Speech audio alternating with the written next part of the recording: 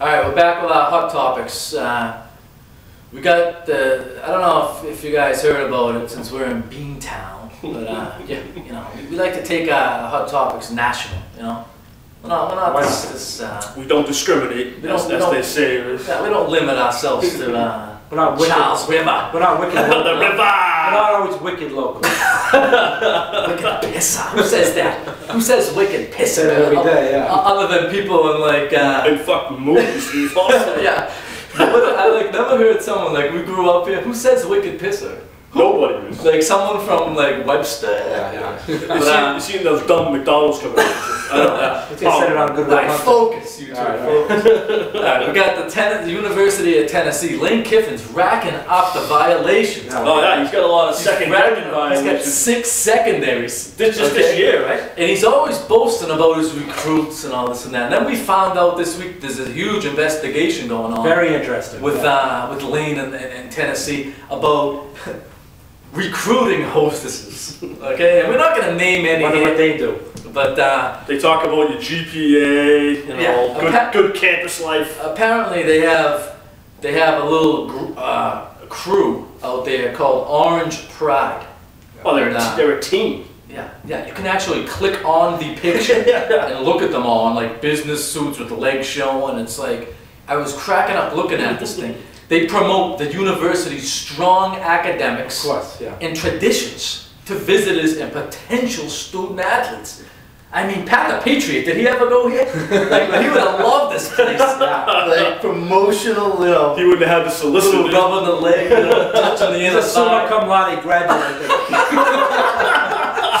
So what do you think about this? You know, it goes on everywhere, right? Well, it does when you're number one. That's a given, but they go to games, they got their signs, come to Tennessee. They go to the high schools of recruits. Yeah.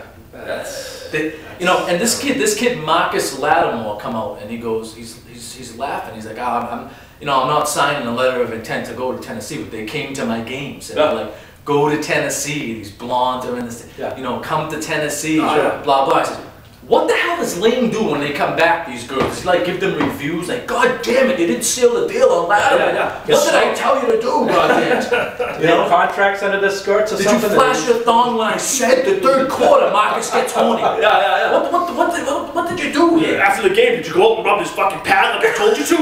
Jesus! I mean, do they all pull up on an escalator and here are the keys, bye! You're good with us, right? We're in, right? It's like, just sign right here. Yeah, I mean, the Orange Pride, like, you know, and like I say, like, it does go on everywhere, but it's a national investigation. This guy just got he's fresh meat at Tennessee. Well, but I think too, though, I think the bottom line too, the reason why it's such a big deal there is because he'll badmouth a lot of other recruits that aren't going to come to his university. Right. All these other coaches are like, hey, screw you. You know what? I have my hostesses too, but you want to badmouth me? No. Blow the whistle, baby. I guess he's not afraid of hiding anything, though. They make a minimum wage, you know. But that was a good one this week. That caught my eye. And then we have we never really keep it local for usually the hot topics. We usually go national, but the Adelius Thomas situation this week with him being late and in that snowstorm with Moss and Guyton. And who was the other one? Moss and Guyton. Burgess, Derek Burgess. I wanted to touch on it because not just because somebody was late, but I just think the culture around that team right now is changing before the eyes. I think I underestimated, me personally, the value of Teddy Bruschi, of Rodney Harrison, and what they would do. You know, even this morning, listening to Christian Fourier, someone who said, Harrison came here. Wow. And when he first came here, he's like, they're calling me out in meetings. Yeah. And Fourier said, Rodney, everyone gets called out here. It's the way it is here. And Harrison, you know, after that first time, he was all for it. He bought into it. Okay? Right now, who is the leader on that defense? I don't know. I mean, nobody. Vince Wilfork? You know, like you said, Teddy Bruschi, they pull these guys in the men's room and say, don't ever, you know, we're driving the ship here. Right. And you remember, we hear that. And sometimes I think that, you know, me, and I don't know about you guys, but back then I said, that's BS, you know, that doesn't really happen that much probably. But it did. Oh yeah. Oh, yeah. It did. But it needed to happen. They But would it get needed you. to. They And would I don't make you think face. Brady's one of those type of guys. he is. And the offense is like, you might as well have two separate football teams. The offense is the offense, Yeah. the defense is the defense. The offense still has leadership over there. They have Brady, they have Falk, who's somewhat of a leader over there. And they have, I don't know if Walker is or not. But He could be, but he's got potential. Right. Where the leadership's hurting is on the defensive side of the ball. And right now, you never saw this stuff go on. The only one that was man enough to come out and said he made a mistake was Burgess. Yeah. Said, hey, it's my fault. I'm supposed to be on time. Moss didn't say a word. And Thomas, with his, first of all, he's a bust and a half. Oh God. Yeah. He's a bust and a half. And with it coming out saying, this isn't kindergarten. I don't need to be motivated. This, that. Hey, this ain't the Jetsons. I can't just get my car in the air and fly to practice. No, he talked to you. Didn't he say something about? They said Sunday. He said, hey, this is a big last quarter of the season. I need everybody on time. Everybody on point. Show up. Let's get it done. There's no mystery there. Watch the weather. Yeah. Exactly. I don't know. I have people that work for me, and I tell them, hey, take your time on days like that. But it's not the same situation. We work all year round. These guys are working 6 months out of the year. The guy spoke to you Sunday and said how big this last stretch run is. Just get there on time. Get there. I don't listen to the You weatherman. think he's out there with his coat on like Larry Bird shoveling? He's calling up his servant. Of course. Oh yeah. He woke up, it's snowing out. Go clean up that road bikini, will you? Got stuck in traffic like all of us. Give me a break. And then he got Seymour too. All this stuff. I mean, what's he shooting his mouth off He just for? wishes he was here. Still probably it's a little bit. I could have helped or this or that. Of course you could have helped. I don't really have a problem with that deal still. Yeah. I'm glad someone had to go. I want Wilfork. I want Wilfork here. But He had to. Now we need to bring in a leader, someone to round up the defense. Ray Lewis said about him when he came here that Darius Thomas was shooting his mouth off. Ray Lewis said, Darius Thomas is a system player.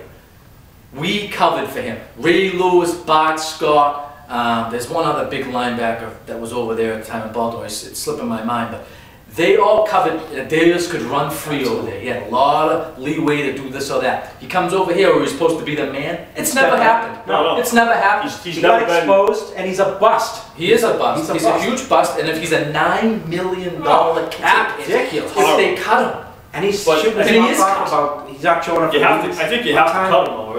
You got to make a Oh, he's statement. gone. He's You're not gone. going to put up with this it's crap. lousy because, like we were talking about the leaders that said that during the undefeated season, Brewski got off the plane. Yeah. And I never heard this story before this morning, but Michael Hawley on EEI, and he has ins over at the Patriots. He wrote that book with Belichick and stuff. He said he got off the plane. He goes, Coach, I need you to coach us harder. Wow. They were 12-0. Wow. He goes, we need to be pushed harder. You don't Who have the that. hell is doing that Talk right about now? leadership. Nobody is. No, and that's what's missing. And what example was it for the kids Yeah. over there? And I think it's more not team anymore. The concept of team. It's more individuals. Yeah. And it's like, oh, me, what, oh, and this and that. I'm talking about myself. Look, the team concept is out the window now. A little bit of that comes of the changing athlete, but Yeah. in pro sports Yeah. altogether. It's changing the times here, big time. But it is. You notice it so much lately. You just notice it so much. But this team can go. This team can go. Still, in my mind, it's not a good trend we see here. But they got this win today, as we're watching now. It's just ended. They got to rip off 3 in a row. They got some tough ones there. We'll see. We got to touch on that. But we're running out of time here. The studio is still strict with the time. They have some sort of, it's Cinemax something late night comes in here. So Passion Cove we or something. gotta pack it up. Earth Day, Passion Cove. Earth Day people. Yeah, they're already knocking on. Yeah. Hold up. So Big candles. I'd like to thank the co-hosts here, Steve Marshall, See you next week. Tommy Slats, the editor, Michelle Hanf, and the stepson, Mikey D. The fine back in the guitar saddle. playing. Back in the Back in again, looking to see. So we'll see you next week, and until then, stay Stay thirsty, my friends. We'll see you then. Good day. Stream down my